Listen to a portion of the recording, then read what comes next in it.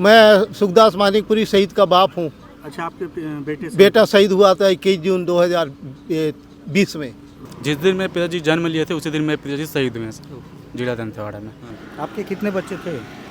एक ही लड़का था, वो भी शहीद हो गए। शहीद हो गया। अब कोई नहीं? अब कोई नहीं है। इस वक्त रायपुर में हूँ और मेरे सामने अगर आप देखें तो छत्तीसगढ़ के गृह मंत्री विजय शर्मा जी का बंगला है और बंगले के ठीक दूसरी तरफ अगर आप देखेंगे तो कुछ लोग सड़क पर बैठे हैं।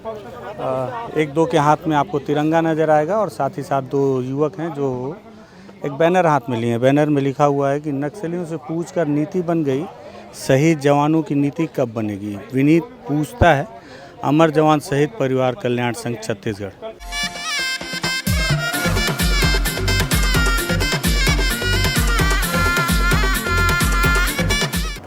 आपने जो पुराना वीडियो देखा होगा जिसमें जो शहीद परिवार हैं उनके परिजन गृह मंत्री विजय शर्मा जी के घर के सामने बैठे थे।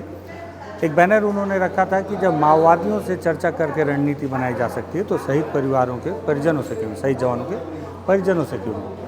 उस बात को लेकर जब बातचीत हुई तो गृह मंत्री विजय शर्मा जी ने इस बात को तत्काल संज्ञान में लिया और लंबी बातचीत उन शहीद परिवारों से की गई, शहीद जवानों के परिवारों। बातचीत समाप्त हो चुकी है। कुछ परिजन बचे हुए हैं, कुछ जो दिन भर अभी आज धरने में भी थे और अभी बातचीत में भी। तो ये बताओ तमिश भाई कि गृह मंत्री जी ने जो है लगातार आप लोगों से सीधे संवाद किया। जी जी जी। और सारी चीज़ों को लेकर पटाक्षेप भी किया कि क्या चीज़ें हो सकती हैं। जी जी जी।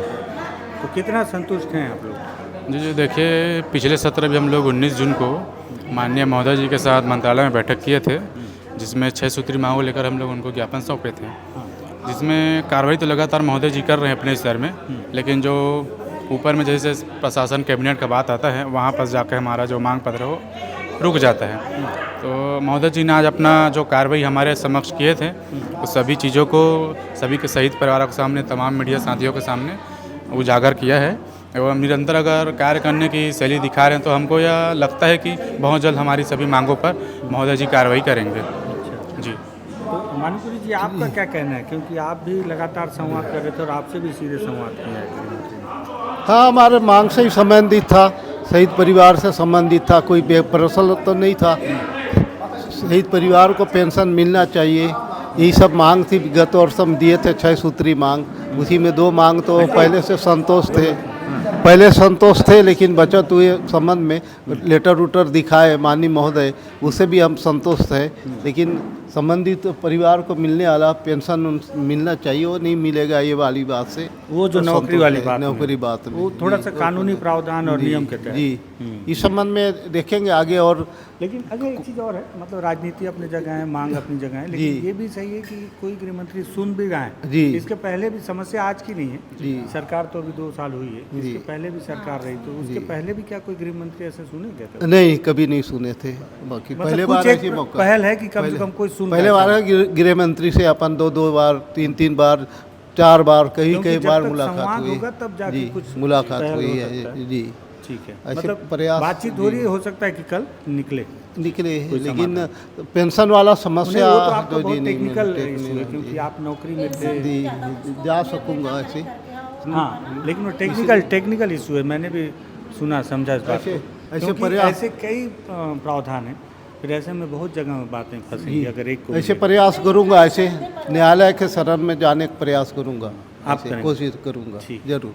आंटी, आपसे बात हुई थी यार जी। तो आप क्या लग रही हैं, आप कितना संतुष्ट हैं बातचीत से? मैं अभी हमारे मंत्री महोदय बोले हैं तो उसमें संतुष्टि हूँ। कल बोले बुलाए हैं यहाँ, हम लोग पूरा दिखवाएंगे करके। लेकिन मैं यही चाह रही थी जैसे नियम कानून जैसे बदल रहा है तो हम लोग का भी पेंशन का बढ़ोतरी होना चाहिए, इसीलिए आई थी मैं। तो अब दिए तो हैं आश्वासन। हाँ जी। तो संतुष्टि तो दिला रहे मंत्री महोदय जी। तो मैं यही चाह रही हूँ हमारा काम पूरा हो। जो पेंशन के लिए आए सभी लोग का है, लेकिन बोल नहीं पा रहे कोई।